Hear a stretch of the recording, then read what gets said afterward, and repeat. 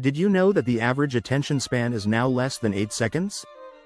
That's shorter than a goldfish. In those first few seconds, you either grab your audience's attention or lose them. And here's the real kicker. 75% of people decide if they'll keep listening within the first minute of your speech. If you're a leader, those numbers should make you think twice about how you start a speech. Imagine having something important to say, but no one's tuned in because your opener didn't catch them. That's why mastering the first moments of your speech is crucial. In this video, we'll dive deep into what makes an opener work and what makes it crash.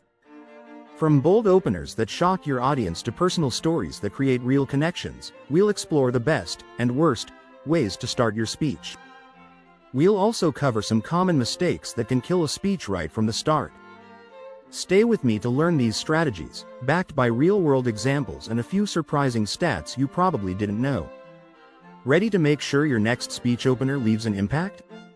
Let's jump in. Chapter 1. Hook them or lose them. The first 10 seconds of any speech are your most valuable.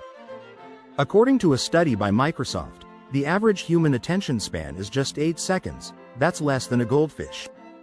If you don't grab your audience's attention right away, you risk losing them. So how do great leaders pull people in so quickly? A powerful way to start is with a surprising fact or statistic. Imagine beginning your speech with something like, "Did you know that by the end of this sentence, 3 million emails will have been sent globally?" That unexpected piece of information makes people stop and think. It makes them curious. And curiosity leads to engagement. You can also use silence. Yes, silence. Martin Luther King Jr. was known to pause for a few seconds before he even began to speak. That brief moment of stillness can create anticipation and make people sit up straight. It's a bold move, but silence can command a room just as well as words. Another powerful technique? Ask a provocative question. Oprah Winfrey often starts with questions that force her audience to reflect, like, "What if the only thing holding you back is you?" This strategy turns passive listeners into active participants because people love solving puzzles. Visuals can also do the talking for you. Steve Jobs famously held up an envelope at a 2008 conference to reveal the MacBook Air. No words were needed for people to get excited. The visual itself was the hook. If you're unsure where to start, keep it simple but strong. A bold statement can be enough. For example, Barack Obama opened one speech with, "This is the moment." 4 words, and he had everyone's attention. In leadership, a confident opening makes all the difference. Chapter 2. The power of vulnerability. Why honesty wins. One of the best ways to connect with an audience is through vulnerability. In Brené Brown's book Daring Greatly, she explains, vulnerability is not winning or losing, it's having the courage to show up. This is especially true in leadership. When you open with a personal story, you break down barriers between you and the audience. Consider how leaders like Howard Schultz, former CEO of Starbucks, often start speeches by sharing personal challenges. He's talked openly about growing up in poverty and how it shaped his leadership journey. This honesty makes him relatable. People don't want perfect, they want real. Even Mahatma Gandhi used vulnerability. He once opened a speech by admitting, "I am not a saint." By addressing his flaws, Gandhi showed that leadership isn't about being perfect, it's about being authentic.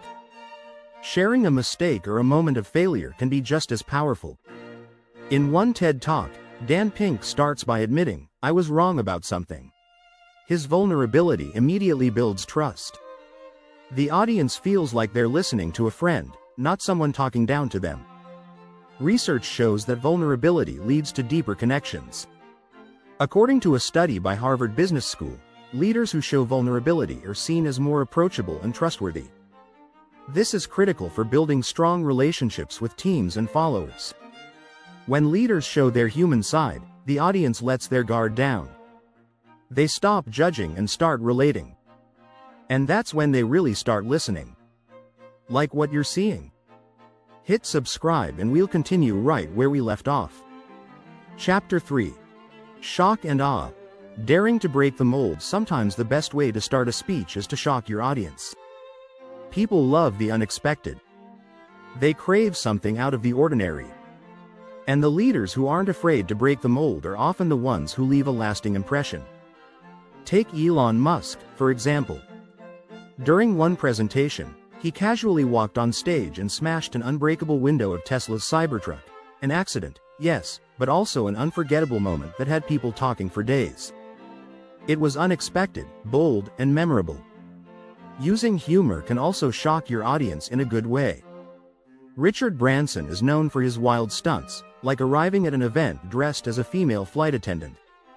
While this level of shock might not suit every leader, it shows how humor can loosen up a crowd and make you more relatable. You don't have to be extreme, though.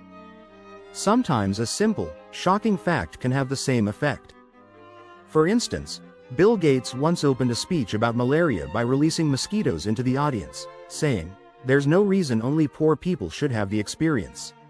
It was a jaw-dropping moment that made his point crystal clear. Great leaders also aren't afraid to challenge the status quo right from the start. Simon Sinek, in his famous TED Talk, immediately asks the audience to think about why Apple, a company no different than any other, is so innovative. He doesn't start with facts, but with a challenge. Why? That question disrupts the usual flow of a speech and forces the audience to think. Shock doesn't always mean big gestures. Sometimes, it's simply about being different. Angela Merkel, former German chancellor, opened a speech with, "You may not like what I'm going to say." It's a bold opener because it goes against the grain of what people expect, a comforting introduction. In leadership, sometimes it pays to be unpredictable. You wake people up. You make them pay attention. And when people are paying attention, that's when true leadership happens. Chapter 4. The worst mistakes. Cringe-worthy openers to avoid. While there are many ways to start a speech strong, there are also common mistakes that can make even the best speech flop. And trust me, we've all seen it happen. The wrong opener can leave your audience disengaged before you've even started. One of the most common mistakes is starting with a cliché. Phrases like, "Good morning, how's everyone doing today?" might feel safe, but they're overused.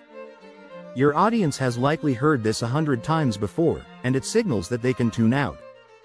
In leadership, predictability is the enemy. Another big mistake is rambling. If you start with a long, drawn-out introduction that takes forever to get to the point, you risk losing your audience's attention.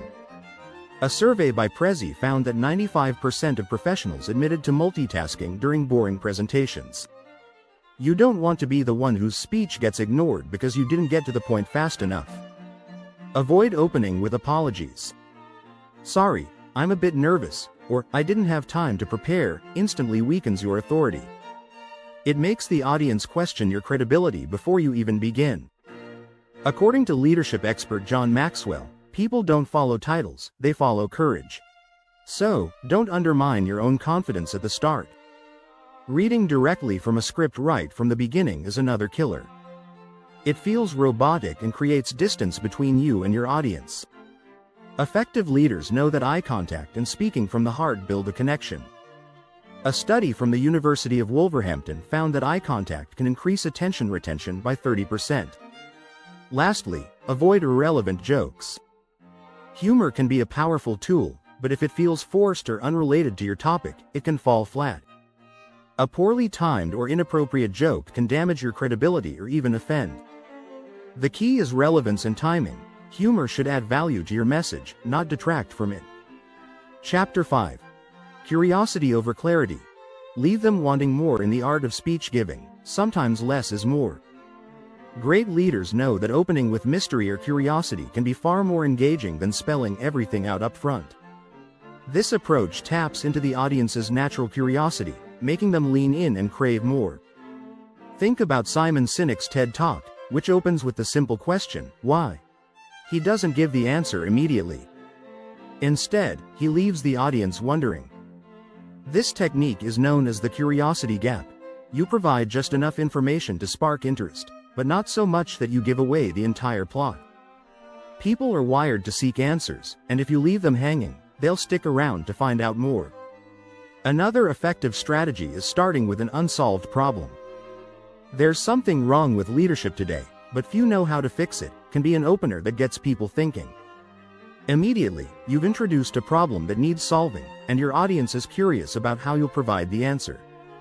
Leaders also use unexpected questions to spark curiosity. Take Oprah Winfrey's classic line, "What's your next chapter?" It's a question that makes you reflect and wonder what's coming next. Openers like this encourage the audience to reflect on their own lives, making them personally invested in your speech. Here's an interesting fact. Psychologists have found that curiosity releases dopamine, the same chemical linked to pleasure. When leaders leave a little mystery in their opener, it activates this natural response, making the audience more eager to hear what's next. Don't forget to subscribe for more amazing content and exclusive updates.